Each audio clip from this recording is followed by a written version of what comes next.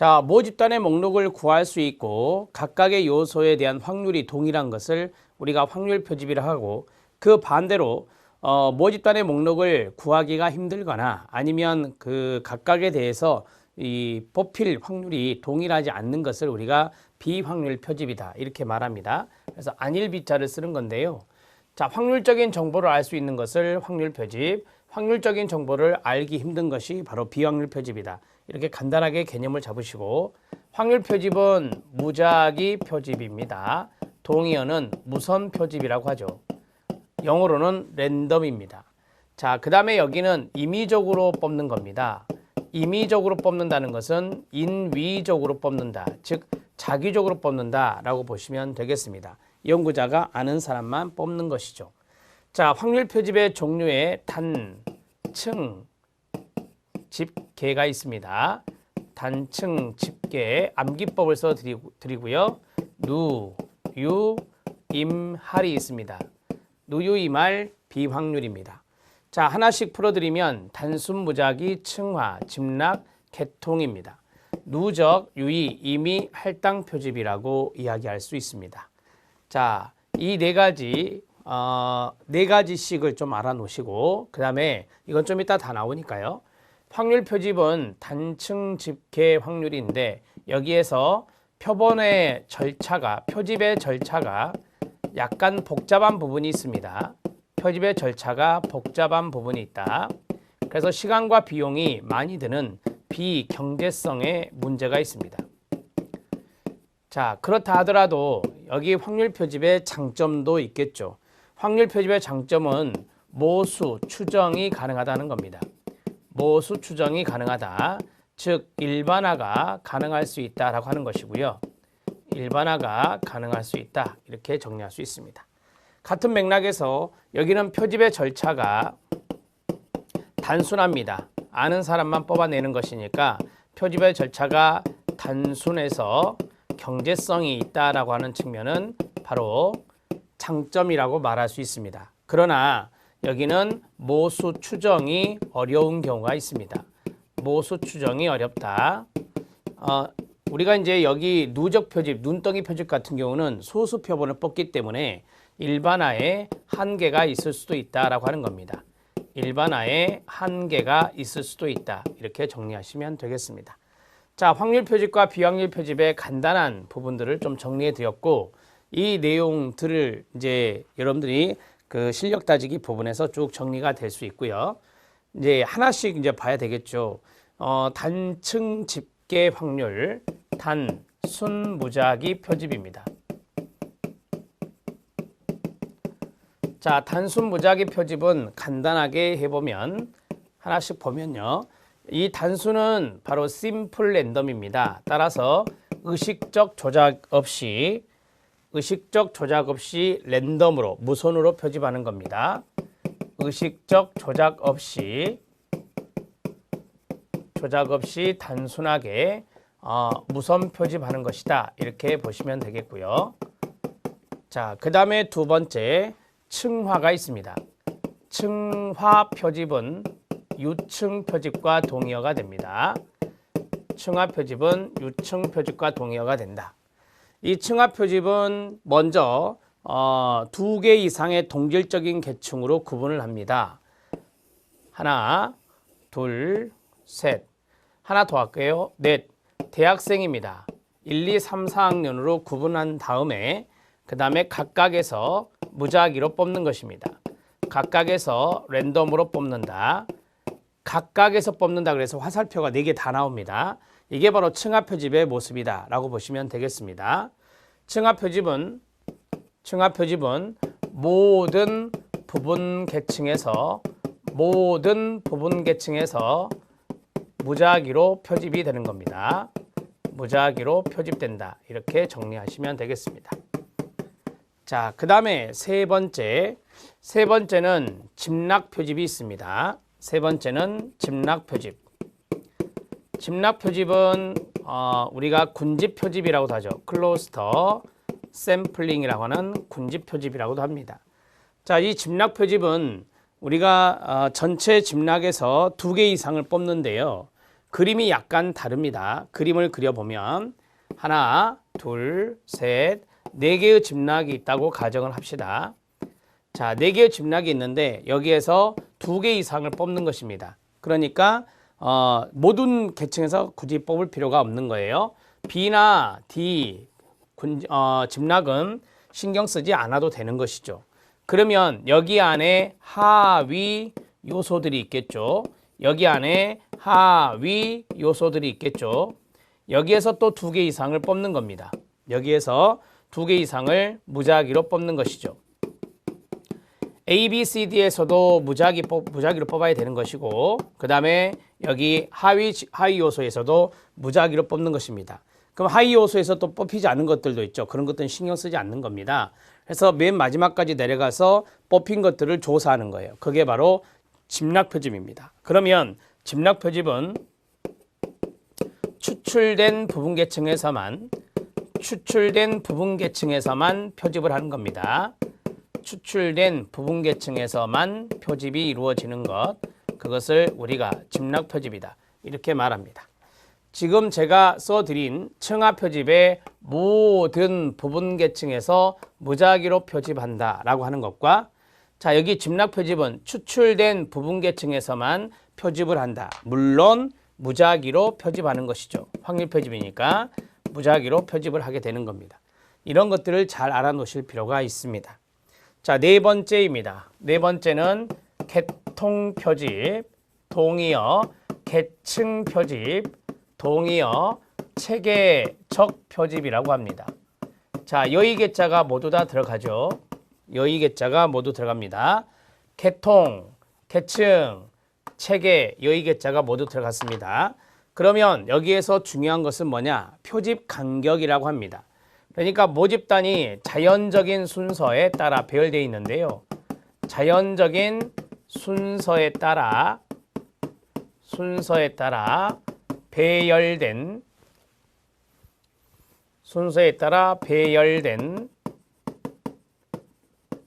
모 집단의 목록에서 자, 지금 제가 써드린 이 내용에서 상당히 중요한 부분이 있습니다.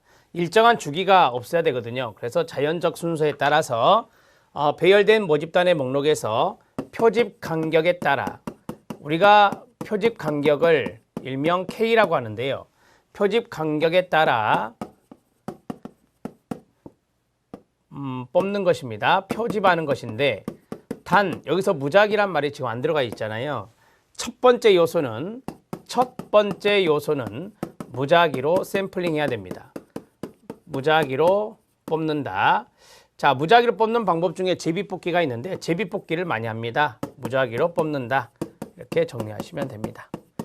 자, 그러면 이것은 어떻게 하느냐? 예를 들어서 이 표집 간격은 어떻게 내느냐? 표집 간격은 표본 집단 크기분의 모집단 크기입니다. 예를 들어서 모집단이 1000명이다. 근데 거기에서 제가 100명을 뽑으려고 합니다. 그러면 약분을 하면 10이 나와요. 이게 바로 이제 K가 되는 겁니다.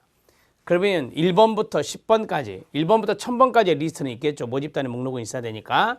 그래서 1번부터 10번까지의 제비를 뽑는 겁니다. 그래서 2번을 뽑았다. 그러면 10번째 가는 거면 12번을 가고, 10번째 가는 거면 22번을 가고, 10번째 가면 32번 가는 거예요. 이렇게 뽑아 나가는 거고, 이 첫 번째 2라고 하는 이것은 무작위로 뽑아야 된다라고 하는 것입니다. K가 10이었죠. 그래서 10번째, 10번째, 10번째 이렇게 가는 거예요. 그렇게 해서 뽑아 나가는 것이 바로 계통, 계층, 체계 표집이다. 이렇게 보시면 되겠습니다. 여기까지가 확률 표집입니다. 자, 그러면 비확률 표집에 누, 유, 임, 할이 있다 했습니다. 자, 비확률 표집에 누적 표집이 있습니다.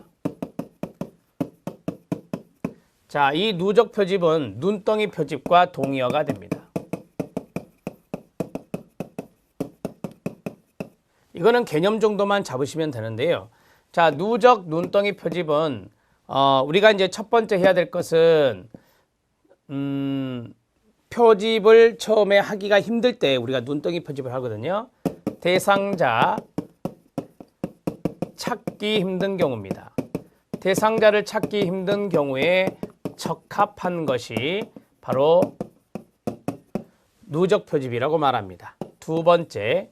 자, 두 번째는 어렵게 대상자를 한 명 찾았으면 이 대상자로부터 추천을 받습니다. 소개받아 표본을 늘려가는 겁니다.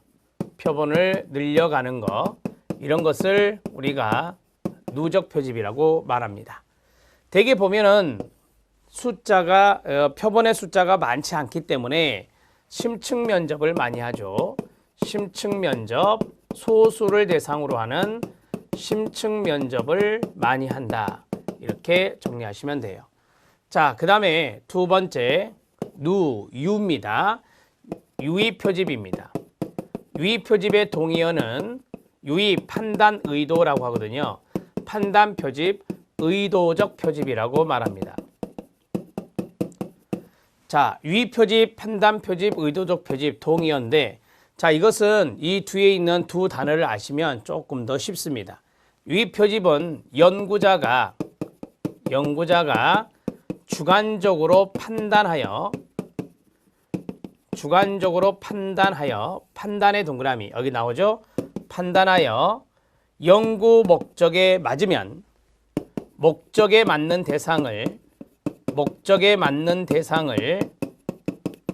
대상자를 의도적이란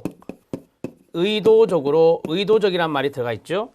의도적으로 표집하는 겁니다. 의도적으로 표집하는 것을 유의 표집이라 한다. 자, 개념 정도만 아시면 된다라고 말씀을 드렸습니다. 누유 이 말입니다. 임의 표집이라고 하죠. 자, 임의 표집은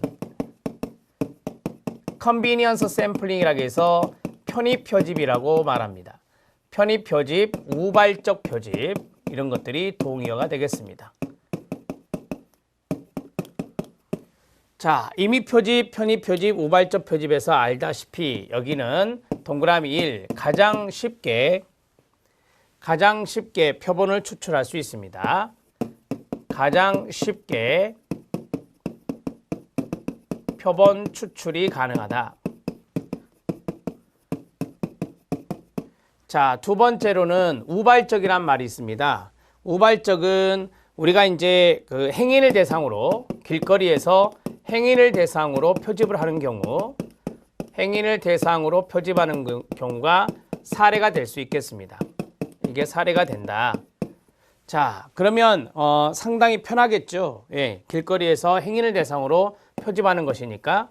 그런데 이것의 맹점은 뭐냐면 쉽다라는 장점이 있지만 표집틀, 즉 모집단의 목록이 없어요. 표집틀이 없다. 행인 지나가는 대상에 누구를 만날지 모르니까 표집틀 없이 진행하는 겁니다. 따라서 표집틀이 없기 때문에 대표성이 가장 낮다라고 보시면 돼요. 대표성의 부족에 문제가 있다. 이렇게 정리할 수 있겠습니다. 자, 네 번째, 할당 표집입니다. 할당 표집은 저기서 말씀드렸던 이 층화 표집과 약간 유사한 부분이 있습니다. 이 할당 표집의 첫 번째 특징은 모 집단의 비율과 같도록 각 계층에서 계층이란 말 쓰지 말고요. 각 법원 집단에서 인위적으로 뽑는 겁니다. 인위적으로 표집한다. 이렇게 보시면 되겠습니다. 자, 간단하게 그림을 그리면 아까 대학생 1, 2, 3, 4학년으로 나누었습니다. 하나, 둘, 셋, 넷. 자, 대학생 1, 2, 3, 4학년이 있는데 여기에 비율을 보니까 모 집단의 비율이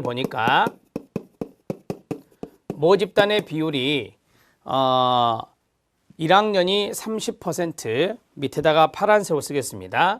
30%이고 20%라고 가정했을 때 100%가 되겠죠. 모집단의 비율이 그렇습니다. 모집단의 비율이. 그럼 여기에서 제가 100명을 샘플링합니다. 100명을 표집한다고 가정했을 때, 자, 여기에서 몇 명을 뽑아야 될까요? 30명. 여기서 30명. 여기서 20명, 여기서 20명을 뽑는 겁니다. 모 집단의 비율과 같도록 각 부분 집단에서 인위적으로 표집한다 그랬죠.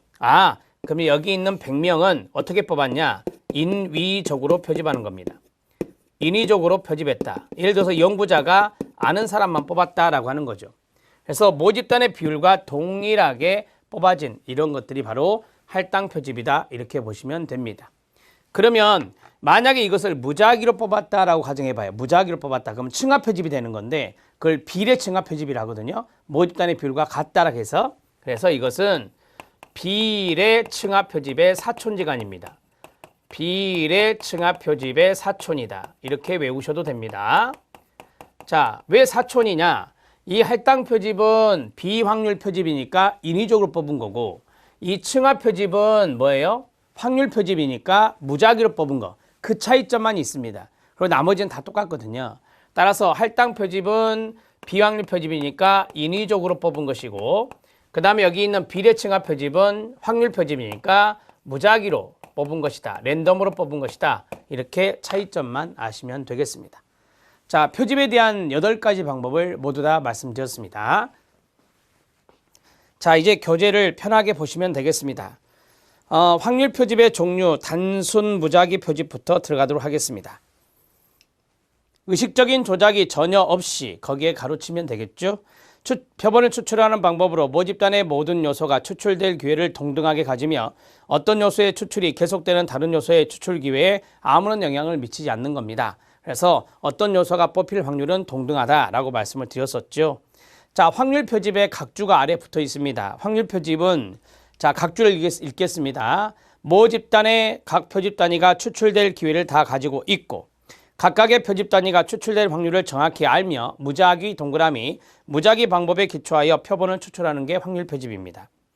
자, 이제 단순 무작위 표집 위로 올라가서 사례를 보니까 난수표, 어지럽게 써져 있는 숫자, 표인데요. 그걸 이용하는 방법이 있고 제비뽑기가 있고 컴퓨터를 이용한 추출 방법, 일명 컴퓨터 추첨이라고 하죠. 자, 그 다음에 2번 계통적 표집, 계층적 표집, 체계적 표집 이 세 가지도 여기서 말씀드렸습니다. 여기서 중요한 것은 K번째라는 단어가 될 겁니다. K번째 박스, 모집단을 구성하고 있는 구성 요소들이 자연적인 순서에 따라 가로 묶어주세요. 자연적인 순서에 따라 배열된 목록에서 표집 간격인 매 K번째의 구성 요소를 추출하여 형성한 표집입니다. 표집 간격은 제가 말씀드렸죠. 표본 집단의 크기분의 모집단의 크기다. 여기서 우리가 100분의 1000 이렇게 계산한 적이 있습니다. 사례로. 자, 니은입니다. 첫 번째 요소는 반드시 무작위로 뽑아야 되겠죠. 그래야 확률 표집이 되는 거니까 목록 자체에 일정한 주기성을 갖고 있지 않아야 됩니다. 목록 자체에 일정한 주기성이 있으면 대표성이 상실될 수 있어요. 어느 한쪽이 너무 치우치게 표집이 나올 수 있어서 자연적인 순서에 따라서 배열된 목록이 좋습니다. 자, 그 다음에 층합 표집, 유층 표집과 동의하라 했습니다. 모집단을 일정한 기준에 따라 가로 2개 이상의 동질적인 계층으로 구분하고 각 계층별로 단순 무작위 추출이나 체계적 표집, 한마디로 무작위 방법으로 뽑는다라고 하는 겁니다. 이런 것들이 바로 여기에 들어갈 수가 있고요. 자, 그 다음에 전체 모집단에서 표본을 선정하기보다는 이미 알고 있는 사전 지식을 이용하여 모집단을 동질적인 부분으로 나눠야 됩니다. 나눈 다음에 이들 각각으로부터 적정한 수의 요소를 선정하는 겁니다. 층합표집법의 유형에는 모집단에서 각 계층이 정하는 비례에 따라 비례에 동그라며 각 계층의 크기를 할당하여 추출하는 방법을 비례층합표집이라 하고 각 계층에서 각 계층의 크기와 상관없이 뽑는 것은 바로 이 비례층합표집이라고 한다. 참고만 하셔도 됩니다. 자, 집락표집은 군집표집과 동의어가 됩니다. 모 집단을 여러 가지 이질적인 구성 요소를 포함하고 있는 여기 A, B, C, D. 자, 이러한 여러 개의 집락 집단으로 구분한 후 끊어요. 집락을 표집 단위로 하여 무작위로 몇 개의 집락을 표본으로 추출합니다. 그래서 2개를 뽑았었죠. 자, 그리고 표본으로 추출한 집락, 그 추출된 집락만 생각하는 거니까 그 집락에 대해 그 구성 요소를 무작위로 뽑는 방법이 되겠습니다. 자, 층합 표집과의 비교해서 나번 별표 밑줄 친 거예요. 자, 가는 참고만 하셔도 됩니다. 나번 들어갑니다. 자, 써드렸어요. 층합 표집은 모든 부분적 계층에서 표본이 선정되지만 끊어요. 집락 표집은 추출된 부분 계층에서만 표본을 선정한다는 것 알아두시면 됩니다. 자, 실력 따지기는 이미 설명해 드렸고요. 2번 비확률 표집의 내용을 보면 비확률 표집의 개념이 밑에 각주에 붙었습니다. 보시기 바랍니다. 비확률 표집 방법은 모집단 자체의 범위를 한정할 수 없거나 끊어요. 모집단의 한계가 분명하더라도 목록을 구할 수 없거나 끊어요. 작성할 수 없을 경우에 쓰는 겁니다. 그리고 비용, 시간, 인력이 지나치게 많이 들 때에 경제적인 방법이 바로 비확률 표집이니까 그걸 쓰는 겁니다.